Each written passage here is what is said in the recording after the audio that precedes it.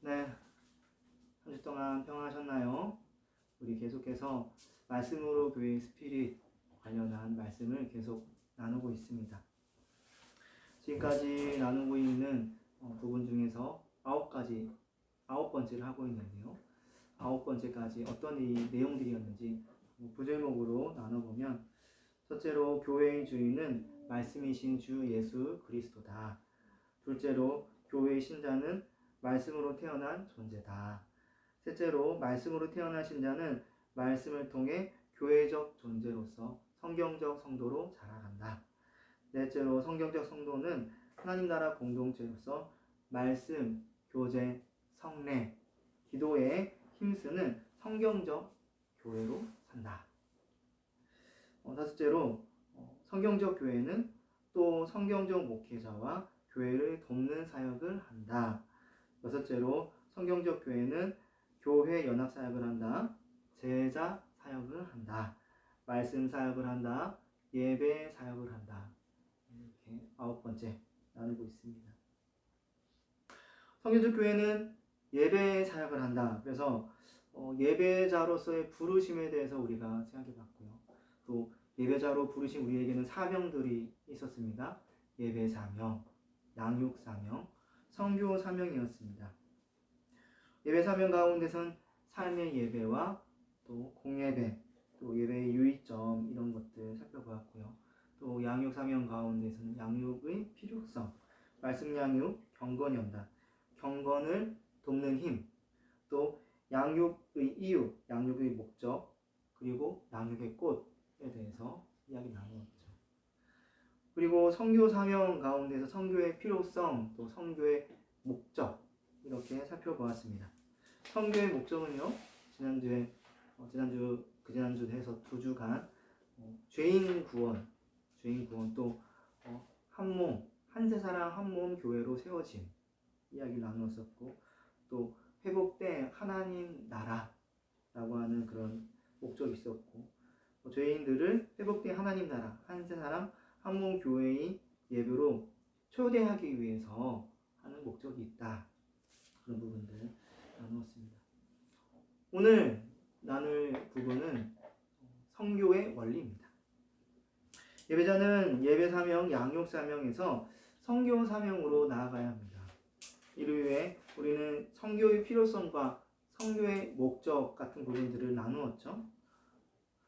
선교의 목적 같은 부분들을 분명히 알아야지 우리는 잘못된 표대로 나아가지 않을 수 있습니다.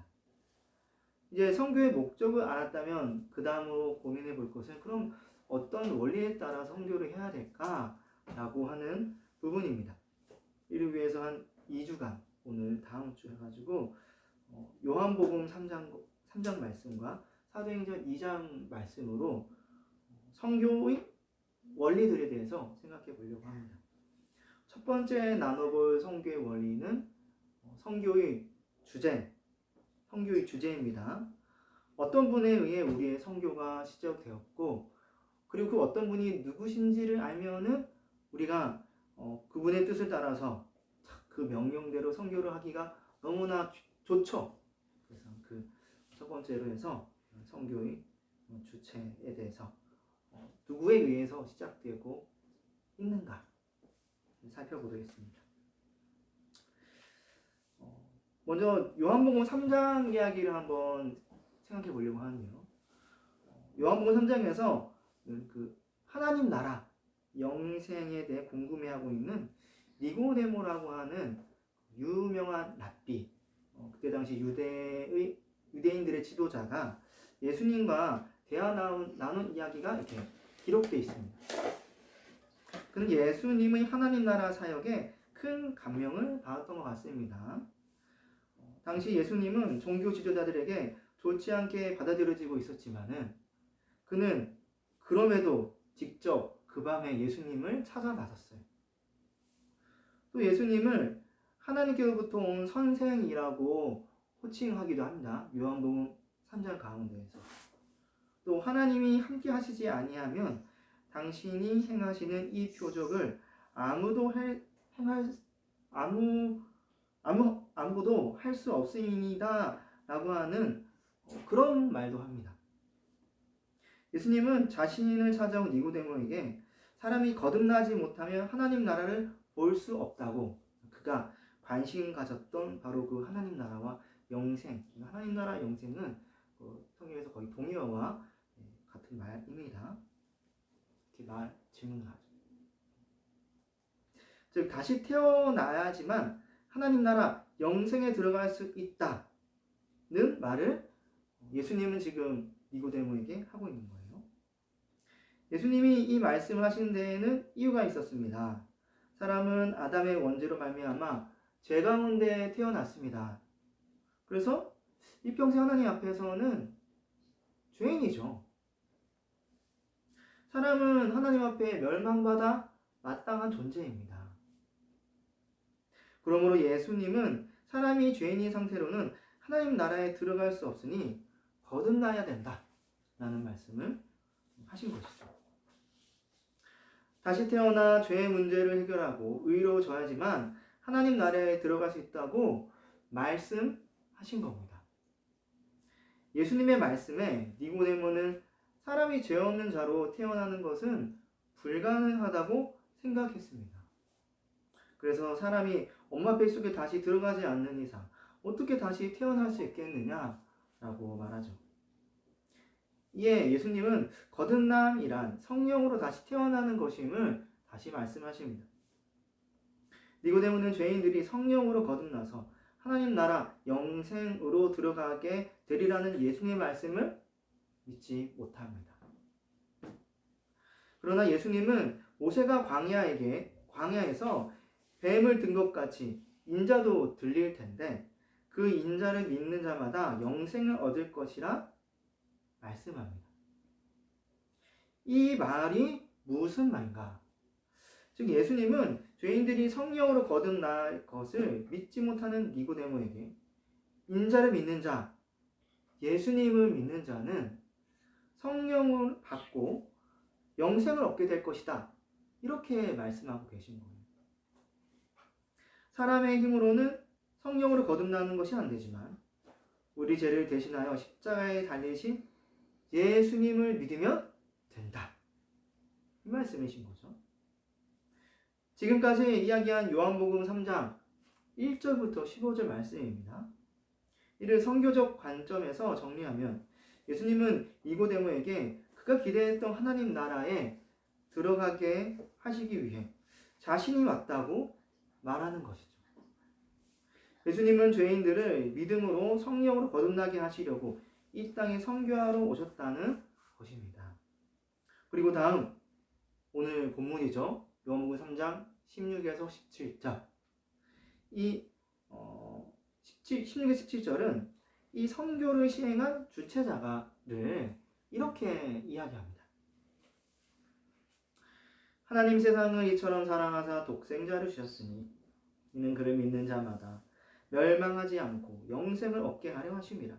하나님이 그 아들을 세상에 보내신 것은 세상을 심판하려 하심이 아니요 그로 말미암아 세상이 구원을 받게 하려 하심이라. 그러므로 설교의 주체자는 하나님이시다.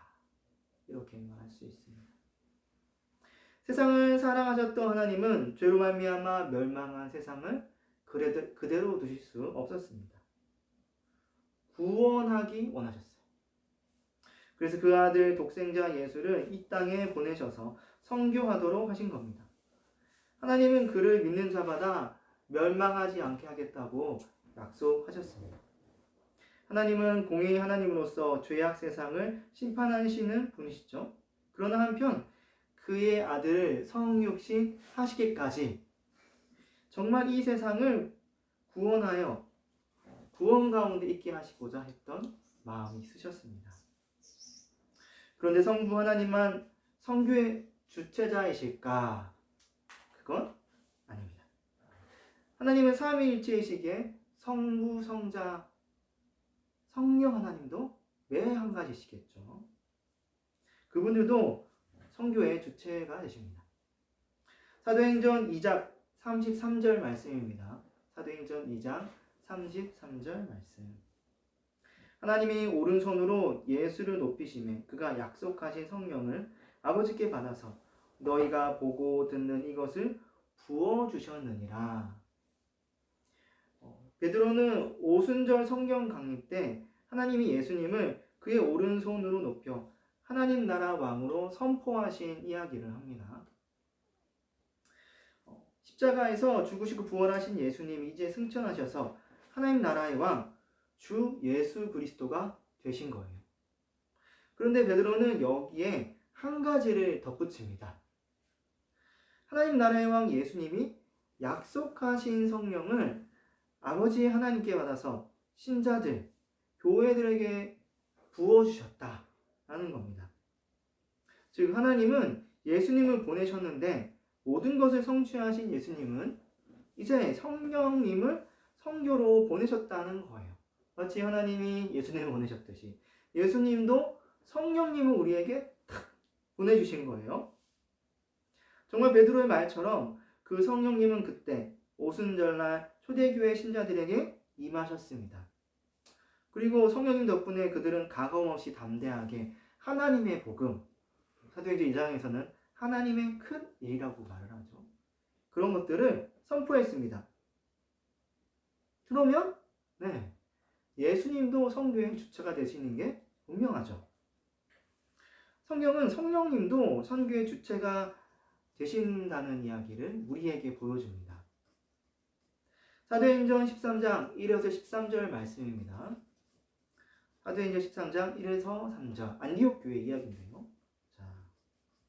안디옥 교회에 선지자들과 교사들이 있으니 곧 바나바와 니게르라 하는 시므온과 구레네 사람 루기오와 궁공한 헤롯의 젖동생 마나양과 및 사울이라.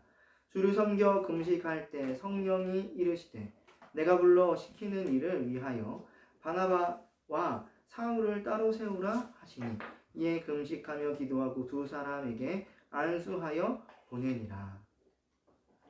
안디옥 교회는 이방 지역 가운데 세워진 이방인 교회입니다.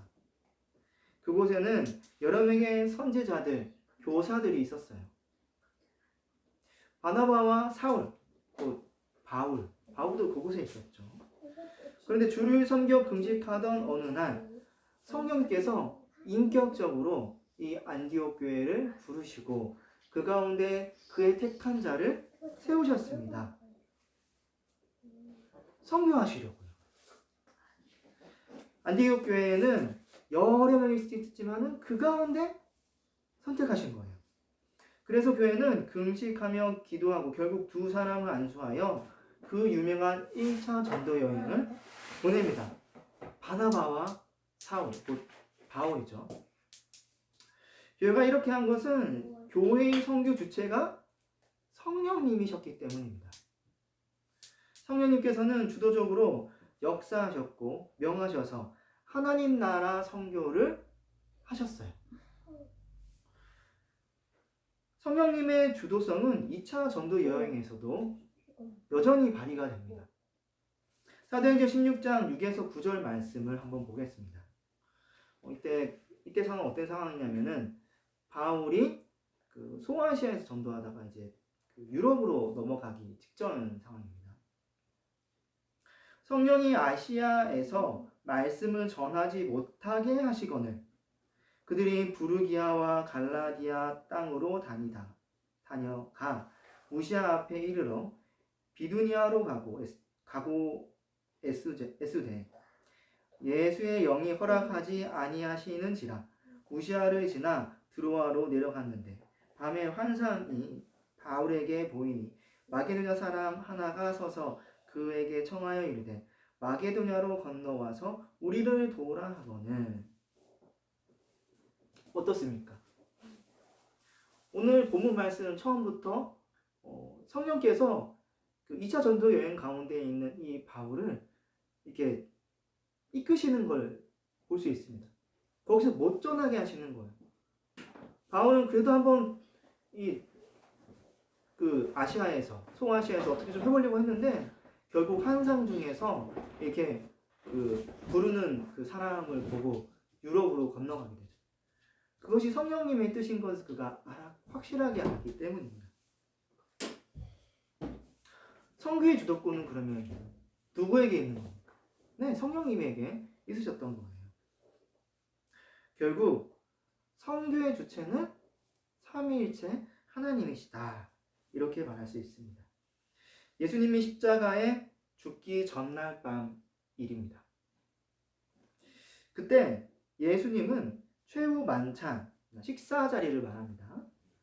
하면서 성령을 보내주실 것을 약속합니다. 자, 그런데 이때 예수님께서는 내가 성령을 보내겠다. 이렇게 말씀하시면 되는데 그렇게 말씀하시지 않으세요. 마치 성부, 성자, 성령 하나님이 이 연합해서 이 일을 하고 계시는 것처럼 설명합니다. 삼위일체의 연합사역처럼 이것을 설명하는 거예요. 자, 한번 보겠습니다. 요한복음 14장 26절 말씀입니다. 요한복음 14장 26절 말씀. 보혜사 곧 아버지께서 내 이름으로 보내신 성령 그가 너희에게 모든 것을 가르치고 내가 너희에게 말한 모든 것을 생각나게 하리라. 하나님께서 성령님을 보내셨습니다. 그런데 그 하나님은 성령을 보내실 때 예수님의 이름으로 보내셨다라고 하고 있어요. 그리고 그 성령님은 도구와 같지 않고 주도적으로 가르치세요. 그런데 아주 새로운 것을 가르치시는 것도 아니에요. 예수님께서 말씀하신 모든 것을 생각나게 하는 방식으로 선교를 하십니다. 선교를 이끄세요. 즉 예수님은 제자들에게 선교가 하나님이나 예수님 한 분만으로 되어지는 것이 아닌 것을 알려주고 계신 거죠. 삼위일체 하나님이 함께 주도적으로 연합하여서 하고 계신다는 것을 보여줍니다. 그러므로 선교의 주체는 삼위일체 하나님이십니다. 선교는 나의 일일까요? 또 나의 영광인가요? 나의 사업? 교회의 사업? 아닙니다. 그 주체는 하나님, 삼위일체의 하나님이세요. 그런데 왜 걱정하죠? 왜 실패를 두려워합니까? 사람의 평가에 왜 주눅 듭니까?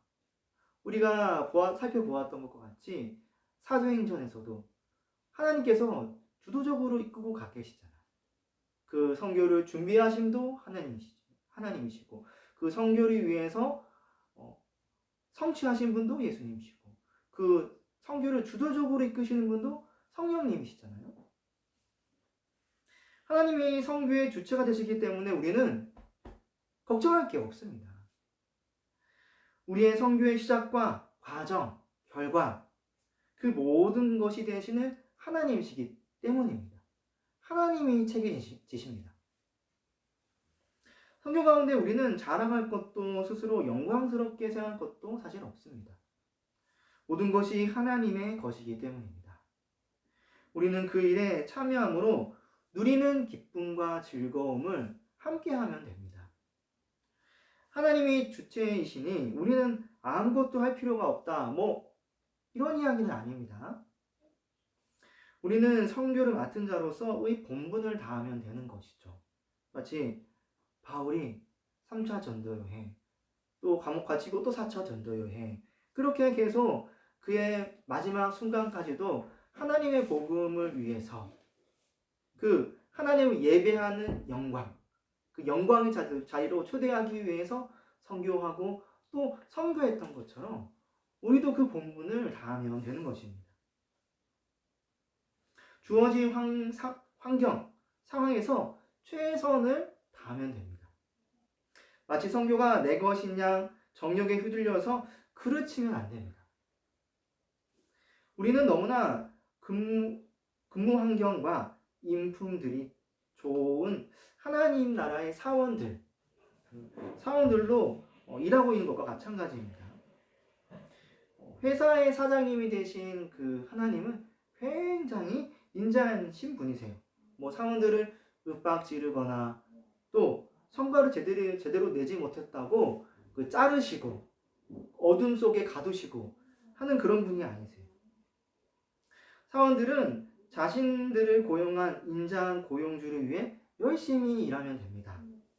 그러면 회장님은 약속한 품삯을 주실 것이고 사원들은 그 품삯을 받고 기뻐하며 또 칭찬받으면 되는 것이죠. 이것이 이상한 이야기 같습니까? 제가 뭐 요즘 이렇게 회사 이야기를 하니까 그런가? 싶으시기도 하실 거예요.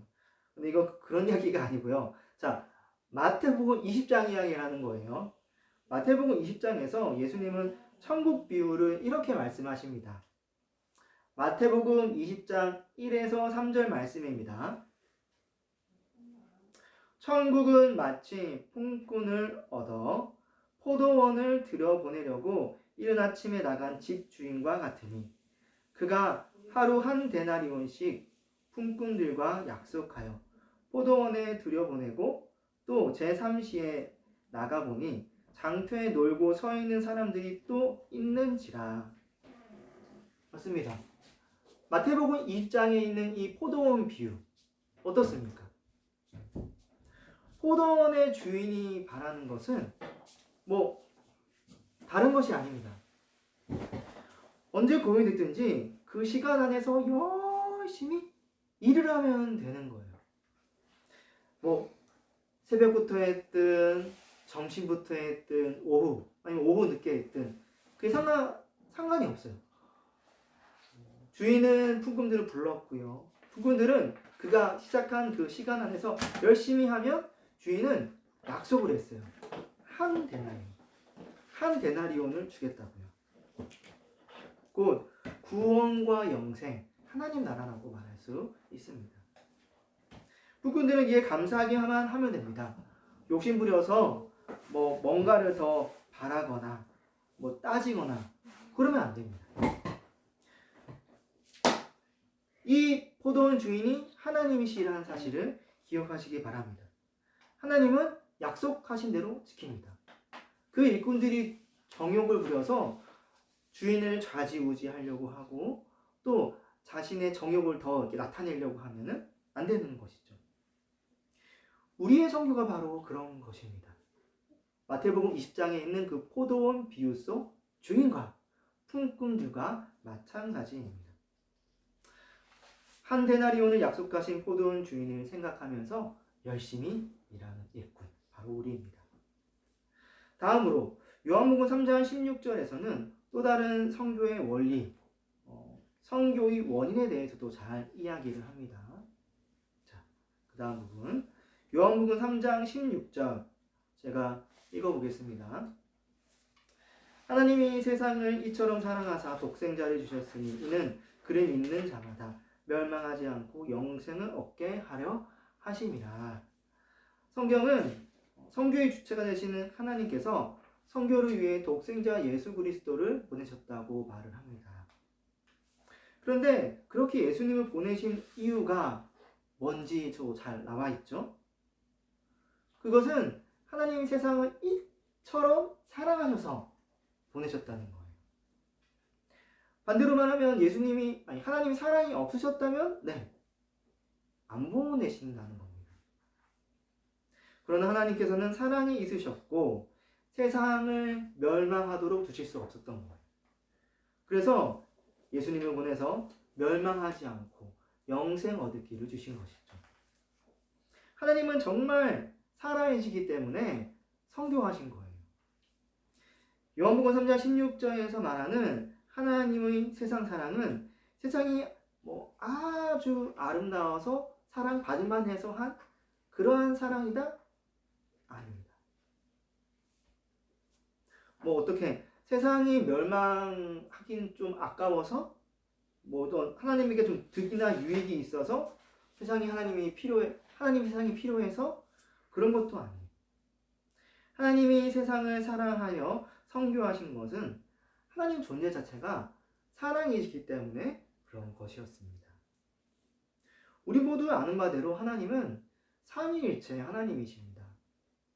하나님은 분열되는 분이 아니세요. 성부 하나님, 성자 하나님, 성령 하나님, 삼위로 계신 하나님이시지만은 그분은 또한 하나이신 한 하나님이십니다. 그래서 우리는 하나님에 대해서 고백할 때 삼위일체 하나님이라고 고백을 하는 것이죠. 따로 있지만 따로이지 않고 연합되어서 하나이신 분. 그 하나님의 근본을 뭐라 설명할 수 있겠습니까? 사랑입니다. 사랑. 사랑이기 때문에 그분들은 서로 나눠질 수가 없고 하나로 단단하게 연합되어 있는 거고요. 그 하나님의 영광과 능력과 권세, 그 모든 것이 다 동등한 거예요. 그래서 성경은 이렇게 이야기합니다. 요한일서 4장 8절 말씀에 사랑하지 아니하는 자는 하나님을 알지 못하나니 이는 하나님은 사랑이시니라. 하나님의 존재 자체가 사랑이시기 때문에 다른 이유를 근거로 세상을 위해 선교하는 것이 아니라는 거예요. 오직 그 사랑 그 자체 때문에 선교하신 겁니다. 그렇다면 우리는 선교의 원리로서 선교의 원인을 어디에 두어야 되겠습니까? 선교의 원인은 사랑입니다. 어떤 사람은 이렇게 이야기할지도 모르겠습니다. 어떻게 한번 보지도 못한 사람을 사랑하는 마음으로 진짜 선교를 할 수 있습니까? 예수님을 욕하고 비웃으며 거부하고 또 예수 믿는 사람에게도 적대하는 사람은 어떻게 선교할 수 있습니까? 틀린 말은 아닙니다. 원리적으로 쉽게 사랑으로 우리 선교합시다 말할 수는 있죠. 하지만 현실은 녹록지가 않다는 게 문제죠. 그러나 우리는 예수님께서 우리가 죄인 되었을 때 먼저 사랑하심으로써 선교하셨다는 성경 말씀을 깊이 묵상해 볼 필요가 있습니다. 로마서 5장 8절 말씀입니다. 우리가 아직 죄인 되었을 때 그리스도께서 우리를 위하여 죽으심으로 하나님께서 우리에 대한 자기 사랑을 확증하셨느니라. 예수님 뿐이시겠습니까? 하나님도 마찬가지죠. 자, 요한일서 4장 10절 말씀에 이렇게 말씀합니다. 사랑은 여기에 있으니 우리가 하나님을 사랑한 것이 아니요 하나님이 우리를 사랑하사 우리 죄를 속하기 위하여 화목제물로 그 아들을 보내셨습니다. 예수님도 죄인된 우리를 먼저 사랑하시고 하나님도 죄인된 우리를 자기 아들 독생자를 보내주시기까지 사랑하셨습니다. 그런데 어떻게 이렇게 죄인일 때 우리를 사랑해 주신 분들, 우리를 위해 선교해 주신 분들 앞에 우리는 못합니다. 그 사랑의 마음으로 우리는 못합니다. 어떻게 다른 좋은 거 주시면 한번 해볼 텐데 아니면 못합니다. 나 이거 해결 안 되면 못합니다. 어떻게 말할 수 있겠습니까? 선교의 원인은 사랑입니다.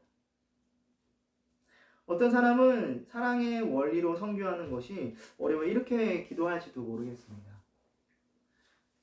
이제 사랑을 근거로 선교해야 하는 기도할 때 나의 사랑 없으면 하나님께 구해야겠다. 하나님, 내게 사랑의 마음을 더해주세요. 그렇죠? 또 이렇게 기도할 수도 있겠죠. 하나님, 내가 사랑이 부족합니다.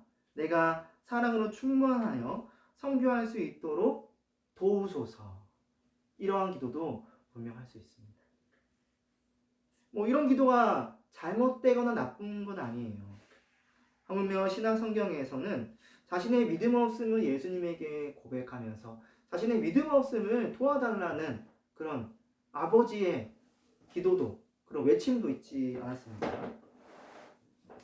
사랑을 더해달라는 기도도 간절히 기도할 수 있습니다.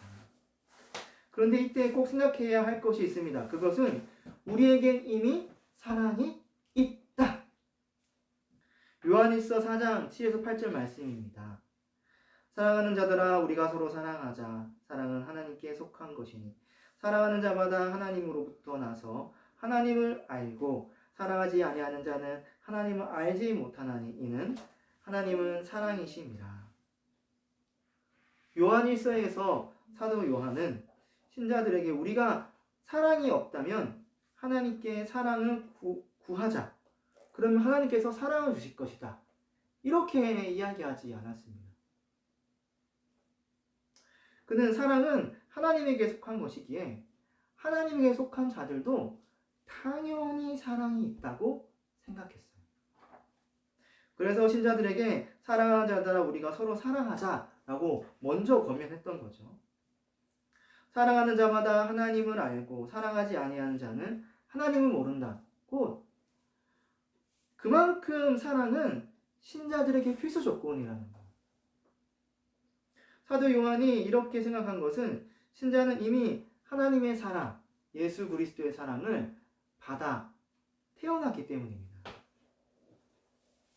죄인은 우리를 살리시기 위해서 독생자를 아낌없이 주신 하나님, 그리고 우리를 위해서 자기 목숨을 내놓기에 아깝게 여기지 아니하신 주 예수 그리스도, 두 분 다 먼저 하셨죠.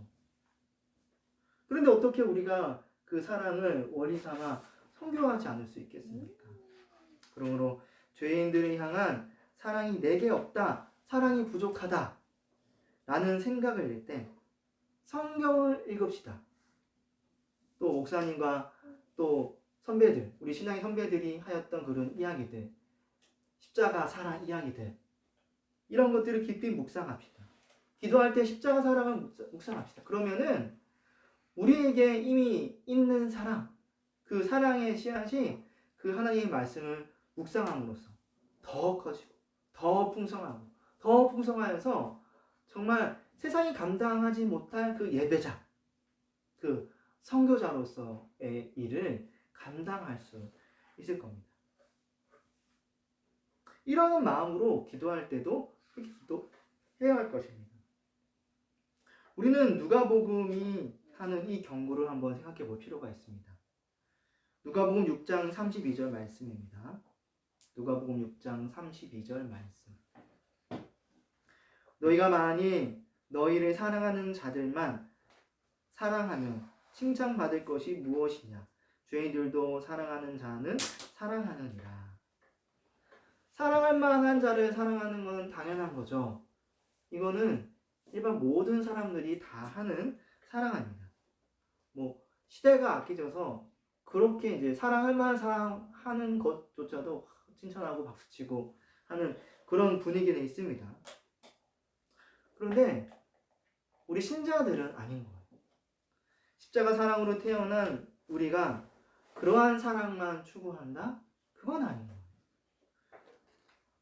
우리는 성교를 생각하면서 사랑하는 자, 그뿐만 아니라 또한 사랑받기에 힘든 자라 할지라도, 죄인들이라 할지라도 사랑의 원리로서 할 수 있어야 됩니다. 죄인들, 내가 모르는 사람이기 때문에 무관심해도 괜찮다? 세계 선교를 위해서 왜 기도하냐? 우리 교회에 기도하기만 하는 것도 부족한데, 그건 아닙니다. 절대 아닙니다. 사랑의 원리로 선교할 수 있고 더 높고 넓은 의미에서도 기도할 수 있어야 합니다. 우리는 어떤 동기로 선교를 결심합니까? 다른 사람들에게 좀 더 괜찮은 사람으로 평가받기 위해서요? 예수를 잘 믿고 있다는 어떤 증거를 보여주려고? 좋아하는 사람이 선교해서 선교하면 멋있어 보여서 선교합니까? 선교를 하면 견문도 넓히고 외국어도 배우고 외국에서 어떻게 살아갈 수 있는 길도 한번 고민해 볼 수 있고 하기 때문에 선교를 하는 것인가요? 요즘 젊은이들 커리어 중요하죠. 커리어 쌓으려고 선교합니까? 선교의 원인은 사랑입니다. 사랑 없이 선교하게 될 때 그 과정 가운데 일어나는 다양한 상황 때문에 원망하고 불평하고 좌절합니다. 예상했던 결과가 나오지 않았기 때문에 괴로워할 수밖에 없고 화낼 수밖에 없는 것이죠. 선교의 원인이 사랑에서 시작된다면 이 모든 것은 다 연기와 같습니다. 다 지나가는 것입니다. 나를 사랑하사 자신을 주신 예수님께서 사랑으로 나를 위해 선교하셨는데 내가 어떻게 하지 않을 수 있을까? 선교의 주제이신 분이 하나님이신데 그분께서 사랑을 근거로 하셨는데 나 또한 사랑으로 어찌 안 할 수 있는가? 이제 말씀을 맺겠습니다. 자, 오늘 선교의 원리 두 가지 부분에 대해서 생각해 봤습니다. 첫째는 선교의 주제는 삼위일체이신 하나님이시다. 또 선교의 원인은 사랑이다. 라는 이 두 부분 중요한 선교의 원리를 가지고 선교하는 우리 말씀로 교회가 되었으면 좋겠습니다. 이 시간 함께 기도하겠습니다. 기도할 때 하나님 우리를 예배자로 세워주시고 주님을 예배하고 또 말씀으로 양육받고 그 가운데 더 나아가서 주님께 영광 드리며 함께 예배하는 자리에 초대하는 일 맡겨주시니 감사합니다. 하나님 이제 우리가 선교의 필요성과 목적성을 알고 선교를 하기 위한 원리에 대해서 깊이 묵상하고 있습니다. 주님, 선교의 주체가 되시는 분이 하나님이시라는 사실을 잊지 않도록 하여 주시옵소서. 내가 드러나지 않도록 하여 주시옵소서. 주님의 인도 따라 가는 자 되게 하여 주시옵소서. 또 하나님, 선교의 원인, 또 중요한 원리가 사랑인데 그 사랑으로 선교할 수 있도록 도와주시옵소서. 내가 눈과 귀가 어두워서 다른 것을 붙잡고 다른 것을 원해서 선교하는 일이 없도록 나의 영광, 나의 유익, 나의 그 어떤 것을 위해서 하는 것이 아니라 오직 그 선교의 원리, 그 선교의 원인이 사랑, 나를 사랑하사 나를 위해 죽으신 주 예수 그리스도와 같은 그 선교의 원인을 두고 사랑에 두고 할 수 있도록 도와주세요. 이러한 기도 제목으로 함께 기도합시다. 사랑해 주님 감사합니다. 오늘 귀한 주의 말씀 아버지 말씀으로 교회 성도들과 묵상하였습니다. 아버지 이제 우리 말씀으로 교회는 선교해야 합니다. 지금 우리가 있는 이곳이 바로 선교지입니다. 국내 선교, 상원, 일하는 도시, 구원받은 묵백성들이 참 많은 도시입니다. 아버지 가운데 주의 백성을 향하여 나아가는 우리 아버지 그 선교의 원리를 무엇으로 붙잡아야 되겠습니까? 우리 말씀으로 교회의 주인 되시고 우리 선교의 주제가 되시는 그 하나님, 그 하나님을 붙잡고 선교할 수 있도록 도와주시옵소서. 아버지 다른 정욕적인 부분들, 다른 욕망적인 것들 다 내려놓게 하여 주시옵소서. 내가 주가 아닙니다. 나는 일꾼입니다. 나는 하나님의 그 일에 참여한 자인데 왜 내가 또 우리 말씀으로 교회가 일희일비 하겠습니까? 아버지의 선교, 하나님 나라의 그 일을 맡겨주셨사오니 잘 감당하며 일꾼으로서 이 선교의 일을 잘 감당하도록 도와주시옵소서. 오직 이 지역 사람들을 사랑하는 마음으로 해나갈 수 있도록 도와주시옵소서. 어떤 나의 면 때문에 더 드러내려고 그러한 것을 바라보며 선교하는 것이 아니라 나를 사랑하사 나를 위해 죽으신 주 예수 그리스도의 그 사랑을 생각하며 나 또한 죄인들에게 나아가리라니 우리 말씀으로 교회도 나아가리라니 아버지 그러한 믿음으로 나아갈 수 있도록 주님 인도하여 주시옵소서. 그러한 가운데 선교함으로 주 안에서 기쁨과 즐거움 누리며 항상 행복한 예배자 선교자 되도록 주님 인도해 주시옵소서. 감사합니다. 예수님 이름으로 기도합니다. 아멘.